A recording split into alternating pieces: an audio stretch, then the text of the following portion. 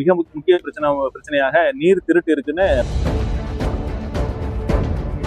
சட்டத்தின் ஆச்சுன்னா ஒரு தவறு நடக்கிறப்ப, ஒரு அவதூறா பேசுறப்ப அதை எப்படி பார்த்துட்டு இருக்கவும் முடியாது. பல்லடம் பகுதியிலிருந்து அங்க இருக்கிற கழிவு பிரச்சனைகளுக்குமான சேர்த்து அந்த ஃபெசிலிட்டி தான் அங்க.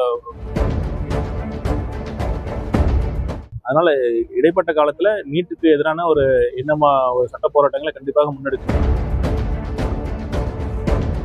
விவசாயம் சார்ந்த பகுதி மக்கள் திருப்பூர்ல அதிகம் இருக்கிறதுனால இவங்களுக்கு இதற்கான உயிர்நாடியா இருக்கக்கூடிய இந்த பரம்பிக்குளம் ஆலியார் இந்த திட்டம் கிட்டத்தட்ட 1965, 67 அந்த ஆண்டுகள்ல பெருந்தலைவர் காமராஜ் அவர்கள் கொண்டு வந்த ஒரு உன்னதமான திட்டம்.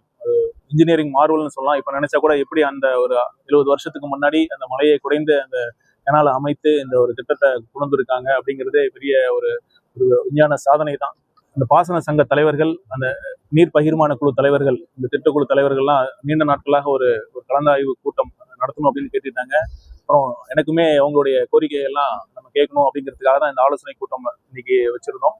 இந்த பல்வேறு சங்க தலைவர்கள் வந்திருந்தாங்க, அவங்களோட கோரிக்கையெல்லாம் கேட்டிருந்தாங்க. இப்போ பார்த்தீங்கன்னா என்ன அவங்களுடைய கோரிக்கை என்னவா இருக்குன்னா, அந்த அரசாணைப்படி எந்த விகிதாச்சார அடிப்படையில அந்த நீர் பகிர்ந்து கொடுக்கணுமோ அதன் அடிப்படையில் கொடுக்கணும் அப்படிங்கிறது தான் ஒரு கோரிக்கையா இருந்தது. ஏன்னா ஒவ்வொருத்தருக்கும் ஒரு மனசுல என்ன ஐயம் இருந்ததுன்னா, நமக்கு கிடைக்க வேண்டிய அளவுக்கு கிடைக்கல, அவங்க அணையிலிருந்து திறந்து விடுறாங்க, அதுல வர அந்த லாசஸ் போக, அந்த லீக்கேஜஸ், டிரான்ஸ்மிஷன்ஸ் லாஸ் போக இவ்வளவு கிடைக்கணும், ஆனா எங்களுக்கு கிடைக்கல அப்படிங்கிற ஒரு ஐயம் இருக்கு. அதனால நம்ம நீர்வளத்துறை அதிகாரிகள்கிட்ட என்ன சொல்லியிருந்தோம்னா, ஒரு வெளிப்படையான ஒரு அறிக்கையை நீங்க கொடுங்க. திருப்பும் விவசாய சங்கங்களுக்கு ஏதாவது சந்தேகம் இருந்தால் அதை பத்தி கேட்கலாம்.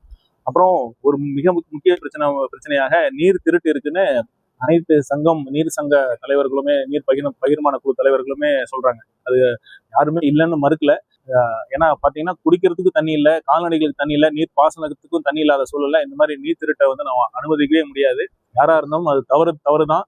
கண்டிப்பா அவர்கள் மீது ஒரு வழக்கு பதிவு செய்யப்பட்டு உரிய முறையில் நடவடிக்கை எடுக்க வேண்டும் என்று மாவட்ட ஆட்சியரிடம் சொல்லியிருக்கேன். கண்டிப்பாக அந்த நடவடிக்கை எடுக்கும் என்று நம்புவோம். ஒரு அவதூறா பேசுறப்ப அதை எப்படி பார்த்துட்டு இருக்கவும் முடியாது. சட்டத்தின் ஆட்சி தான் இருக்கு. கண்டிப்பா பாத்தீங்கன்னா இப்போ சென்ற ஆட்சி காலத்துல எந்த மாதிரி நடந்தது, ஒரு யூடியூப்ல ஒரு பேசுறதுக்கு ஆட்சியை எதிர்த்து பேசுறவங்களுக்கே குண்டாஸ் போட்டாங்க, அப்புறம் விவசாயிகள் மேல குண்டாஸ் போட்டாங்க. அது மாதிரிலாம் இல்லாம முழுக்க மக்கள் நலன் சார்ந்த அரசு தான் இருக்கு. அதுல அந்த குற்றச்சாட்டெல்லாம் ஏற்க முடியாது.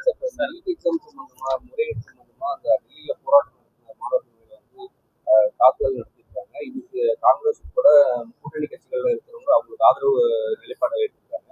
தாவேகா நீட்டை பொறுத்த வரைக்கும் எங்க நிலைப்பாடு ஆரம்பத்துல இருந்தே ஒரே ஸ்டாண்டு தான். நீட்டுங்கிறது மாநில உரிமைகளுக்கு எதிரானது, கிராமப்புற ஏழை மக்களுக்கு எதிரானது. நீட் தேவையில்லை என்பதுதான் மருத்துவம். அதுக்கு நிரந்தர தீர்வாக எங்க தலைவர் சொன்ன மாதிரி இந்த மருத்துவம், கல்வியை மாநில பட்டியலில் கொண்டு வரணும். அதுதான் தீர்வா இருக்கும். அதனால இடைப்பட்ட காலத்துல நீட்டுக்கு எதிரான ஒரு சட்ட போராட்டங்களை கண்டிப்பாக முன்னெடுக்கும் நான் இந்த நேரத்துல சொல்லிட்டேன். பழையபடி ஆரம்பிச்சிருச்சு. நம்ம தேர்தலுக்கு முன்னால வரைக்கும் மிகப்பெரிய பிரச்சனையா இருந்தது. அப்புறம் தேர்தல் சமயத்துல கொஞ்சம் அப்படி இப்படின்னு சொல்லிட்டு இருந்தாங்க. இப்போ மீண்டும் பூதாகாரமா போயிட்டு இருக்கு. என்ன சார் தீர்வு? ஏதாவது ஆய்வு?